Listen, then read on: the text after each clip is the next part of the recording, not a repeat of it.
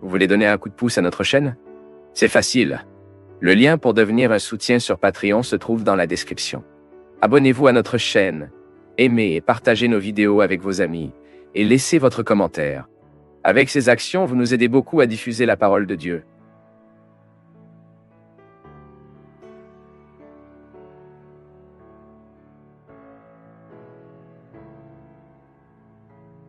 Balak était un roi moabite qui a tenté de nuire au peuple d'Israël.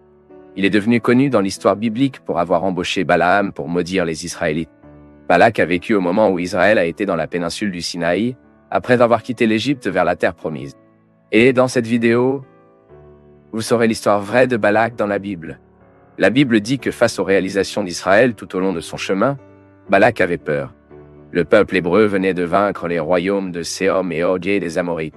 Même le psaume 135, verset 11, en parle exactement. Craignant ensuite l'avance israélite, Balak, fils de Zippor, s'est tourné vers un prophète pectoral dans l'Euphrate appelé Balaam. À ce moment, les Israélites ont été affichés au nord de Moab et avaient une grande armée. Selon des informations bibliques, Balaam arborait une certaine réputation déviée et ses paroles étaient considérées comme très précieuses. En ce sens, dans les Nombres chapitre 22, verset 6, nous lisons que Balak croyait que Balaam béni serait béni et qu'il maudait serait maudit. Et ici, il est important de noter que c'était la perception d'un roi païen, Balak, à propos d'un prophète quelque peu obscur, Balaam. Cela signifie que cette vision de Balak ne peut pas nécessairement corriger, car le reste de l'histoire biblique montre d'une manière très claire le type de prophète que Balaam était vraiment. En tout cas, Balak a signé une alliance avec les Midianites pour résister aux Israélites et a envoyé des messagers pour recruter Balaam.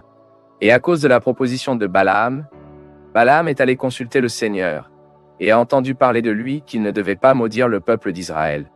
Ensuite, le prophète a refusé l'invitation, mais Balaam a insisté et amélioré sa proposition. Et vous avez même autorisé que Balaam accompagne les hommes de Balaam, mais qu'il ne parlait que ce qu'il lui commandait. Mais même face aux ordres du Seigneur, Balaam s'est avéré être un prophète corrompu et s'est mis à rencontrer Balak avec des motivations méchantes. Et c'est à cette occasion que Dieu a permis à son âne de parler. Puis, lorsque le prophète est arrivé à lui, Balak l'a emmené à Mendis Israël. Et ils ont fait 3 tentatives. Et dans chacun d'eux, le roi Balak a été contraint d'entendre la bénédiction du Seigneur sur son peuple.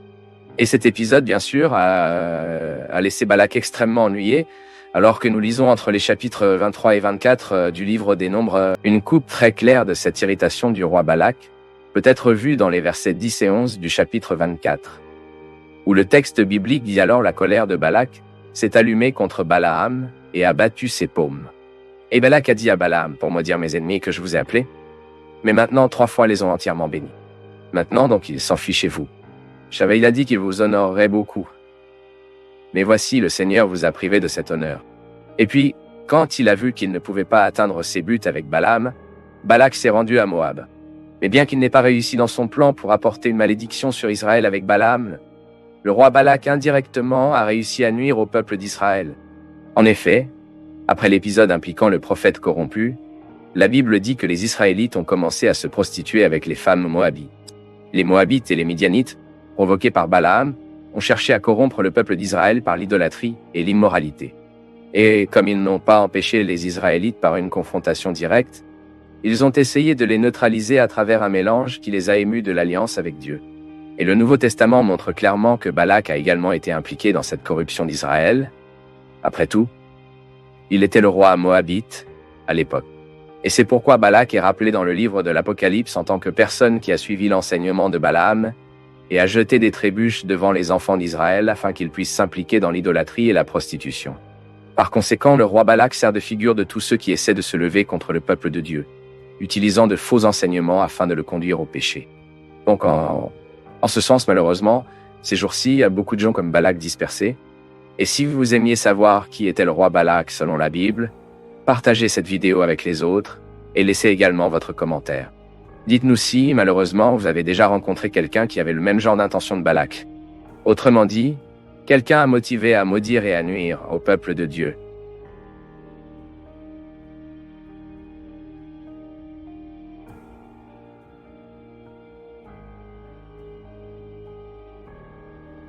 Pour nous du Path of Faith, c'est toujours une joie d'être avec vous en ce moment. Partagez vos perceptions sur le sujet d'aujourd'hui dans les commentaires, montrez votre soutien en aimant la vidéo et aidez à la partager en l'envoyant à vos amis. Abonnez-vous à la chaîne pour rester connecté avec nous et recevoir nos nouvelles vidéos.